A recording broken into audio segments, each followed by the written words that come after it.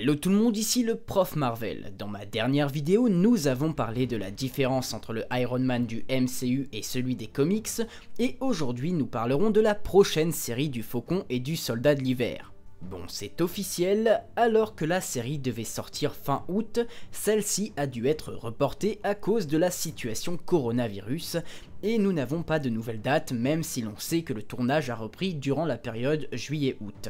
Alors même si tout ça semble loin, je me suis dit qu'il serait intéressant de réunir toutes les informations officielles et les rumeurs que nous avons actuellement pour tenter de dégager des théories pour cette prochaine aventure Marvel. Commençons donc avec les infos officielles. La série se concentrera sur le duo de Sam Wilson et Bucky Barnes, respectivement connus comme le Faucon et le Soldat de l'Hiver. Les événements se dérouleront après Avengers Endgame, et Zemo, antagoniste de Civil War, ainsi que l'agent Sharon Carter, ex-partenaire de Steve Rogers, seront tous les deux de retour. Enfin, on pourra noter la présence d'un certain John Walker, connu dans les comics sous le nom d'agent US et incarné par Wyatt Russell dans la série. De ce que nous observons des quelques images déjà montrées, nous y voyons Zemo qui sera l'antagoniste de la série, même si rien ne dit qu'il sera seul, ainsi que l'agent US qui sera un homme recruté par le gouvernement pour devenir la nouvelle figure publique de Captain America.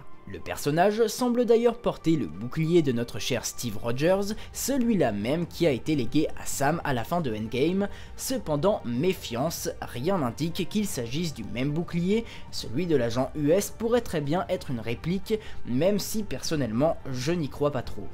Enfin, pas de changement visible pour Bucky, cependant Zemo devrait revêtir une tenue se rapprochant fortement de celle qu'il porte dans les comics, comme nous pouvons le voir sur cette image. Enfin, pour ceux qui se posent la question, nous ne devrions pas revoir Steve Rogers dans la série, étant donné que son interprète, Chris Evans, a déclaré en novembre dernier qu'il travaillait actuellement sur d'autres projets. Voilà pour les infos officielles, passons du côté des rumeurs. Déjà, on peut se concentrer sur les vidéos et photos de tournage. Une première photo, anodine aux premiers abords, nous montre un homme de dos et portant une veste en cuir ornant un visage rouge et démoniaque. Ce visage pourrait représenter un gang de bikers déjà vu dans les séries Daredevil et d'Agents du Shield, les Dogs of Hell. Cependant, certains fans ont trouvé que le visage en question avait une ressemblance frappante avec un super vilain des comics, Ogun, qui est de base affilié à Wolverine puisque c'est son ancien mentor. Mais quel rapport avec la série ? Eh bien, la photo pourrait être en lien avec un autre cliché du tournage, un cliché où l'on voit le symbole d'un croissant de lune et d'une tête de lion. Dans les comics, ce symbole est celui du drapeau de la principauté de Madripoor, une île fictive située au sud de Singapour et possédant un système de monarchie où y règne une politique en faveur des criminels. Ogun pourrait donc s'y trouver étant donné qu'il est d'origine japonaise et que Singapour et le Japon ne sont pas très éloignés. De plus, Madripoor étant réputé comme une île de criminels, le contexte collerait parfaitement. Par ailleurs, on pourrait imaginer que Zemo s'y soit réfugié après que la moitié de l'univers ait disparu. En effet, le claquement de doigts de Thanos aurait pu permettre au bad guy de s'enfuir du centre antiterroriste de Berlin, et ce dernier se serait alors rendu à Madripoor, car cette dernière refuse toute extradition de criminels, et ce peu importe le pays, donc un lieu parfait où un criminel en fuite pourrait se cacher. Cela expliquerait alors pourquoi Sam et Bucky font une escapade dans ce lieu et confirmerait les bruits de couloir selon lesquels ces derniers passeront une partie de la série à traquer Zemo. Leurs investigations pourraient sûrement les mener à Madripoor.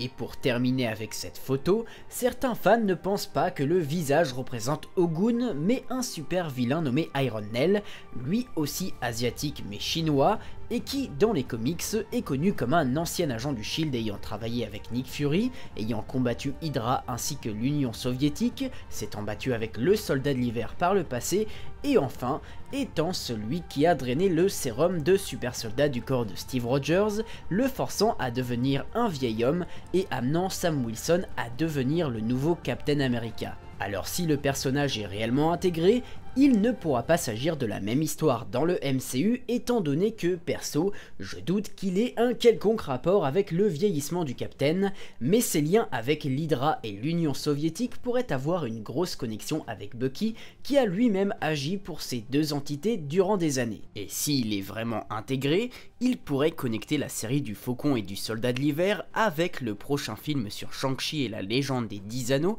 étant donné son origine asiatique et sa rencontre avec un esprit Makluan, un terme qui ne vous est pas inconnu si vous pensez aux 10 anneaux Makluan du mandarin évoqué plusieurs fois sur cette chaîne. On passe maintenant sur un autre leak, celui d'une photo ressemblant à un cliché déjà officiel où l'on voit le Faucon et le Soldat de l'Hiver qui seront sans aucun doute dans leur nouvelle tenue de héros. Alors bien qu'on voit Bucky dans un autre costume sur d'autres photos, rien n'empêche à chaque personnage d'avoir différentes tenues durant toute la série, mais ce que je trouve intéressant dans ce leak, c'est que même si c'est à Sam que Steve a légué son bouclier, la figure de Captain America ne sera sûrement pas incarnée par un seul homme, mais bien par plusieurs. Alors qu'on pensait que le Faucon serait le nouveau Captain America, il est très clair que Bucky en incarnera aussi la figure, cela se voit par l'étoile blanche de son bras, ainsi que par les couleurs rouge et bleu de son costume.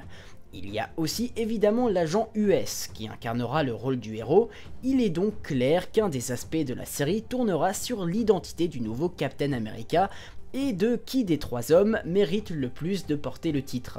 Sam, de par le bouclier légué par Steve, Bucky, de par le fait qu'il soit l'éternel compagnon de Steve et qu'il ait aussi été Captain America dans les comics pendant un temps, ou l'agent US, de par le gouvernement qui lui fait don du titre, comme on peut le voir sur une autre photo leakée, et de par son histoire dans les comics, où celui-ci endosse également le titre de Captain America pendant un temps. Il est d'ailleurs difficile de savoir si l'agent US sera un ennemi ou un allié. Dans les comics, il reste un bon personnage, cependant, il a tendance à avoir une moralité assez changeante par moment, et si le MCU décide de retranscrire fidèlement le personnage, cela pourrait bien lui coûter sa légitimité au titre du Captain. Par ailleurs, on voit sur de récentes vidéos de tournage que l'agent US se bat aux côtés de Bucky, bien sûr cela n'engage en rien le fait qu'il ne puisse pas devenir un antagoniste, surtout s'il perd le titre de Captain America, mais je ne vois pas le personnage être dans le mauvais camp dès le début de la série. Cependant, certains se demanderont pourquoi le gouvernement a désigné John Walker comme le nouveau Captain alors que Steve a donné son bouclier à Sam et que ce dernier est accompagné par Bucky qui pourrait tout aussi bien prétendre au titre. Et bien pour revenir sur ces deux photos, on peut déjà observer que John Walker est un homme très décoré, donc logiquement un militaire qui a beaucoup d'expérience, quelqu'un de confiance et avec de bonnes valeurs morales. Cela pourrait être un argument de départ permettant au peuple de mettre en valeur un nouveau capitaine qui lui n'a pas eu de problème avec les accords de Sokovie ou qui n'a pas été lié au Shield, en somme un homme totalement clean. Enfin, même si dans les comics il s'agit de sa fin de carrière, John Walker devient le directeur du Raft et dans le MCU, il pourrait très bien faire partie de l'équipe assignée au bâtiment. On pourrait même follement imaginer que celui-ci se soit battu contre Steve Rogers lorsque celui-ci est venu libérer ses amis après la Civil War, une initiative vaine mais courageuse qui aurait pu être bien perçue par les autorités et qui les aurait poussés à le recruter pour remplacer le Captain après Endgame. Et vu qu'on parle de la Civil War, impossible de ne pas penser aux accords de Sokovie. Même si ces derniers n'étaient plus d'actualité après l'avènement de Thanos, il n'est pas impossible que les gouvernements aient décidé de relancer les accords afin de garder la main mise sur les activités des héros. Ainsi, on peut se demander si le général Ross n'a pas un lien de loin ou de près avec le recrutement de Walker. Ma théorie principale, et je vous renvoie à ma vidéo parlant des Thunderbolts, serait que Ross chercherait à employer différentes personnes aux capacités spéciales pour traquer les héros renégats qui ont pu fuir face aux accords de Sokovie. Cela justifierait alors sa présence dans Black Widow, même si celui-ci apparaît comme bien plus jeune, il pourrait avoir comme objectif de traquer Natasha, et Taskmaster, l'antagoniste du film, pourrait faire partie de cette fameuse équipe.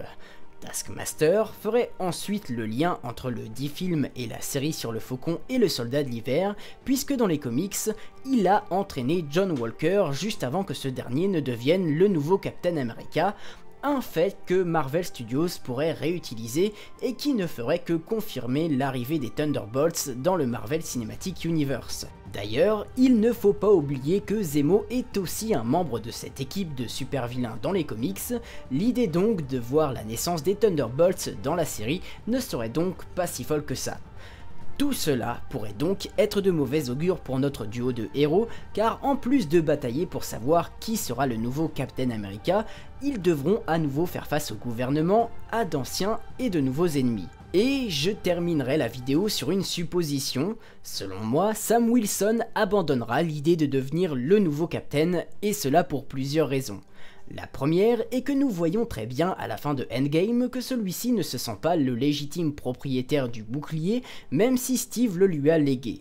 La seconde est que s'il voit que le gouvernement fait appel à quelqu'un d'autre pour reprendre le costume, cela pourrait le démoraliser et le conforter dans l'idée qu'il ne peut être le Captain. Il céderait alors l'objet au gouvernement ou directement à l'agent US afin que ce dernier embrasse pleinement son nouveau titre.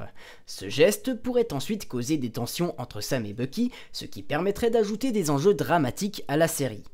Et troisième raison, cela pourrait pousser Bucky à prendre lui-même le rôle de Captain America, n'acceptant pas qu'un homme venu de nulle part reprenne le titre de son meilleur ami et n'arrivant pas à convaincre Sam de ne pas abandonner. La reprise du rôle de Captain par Bucky serait alors justifiée par le contrat de son interprète Sebastian Stan avec Marvel Studios, qui stipule qu'il doit apparaître dans 9 films en tout, en sachant que Captain America First Avenger et la série ne sont pas inclus dans le dit contrat. Si on compte ces 4 apparitions déjà faites de Captain America 2 à Avengers Endgame, cela lui laisserait encore 5 apparitions à faire dans les films.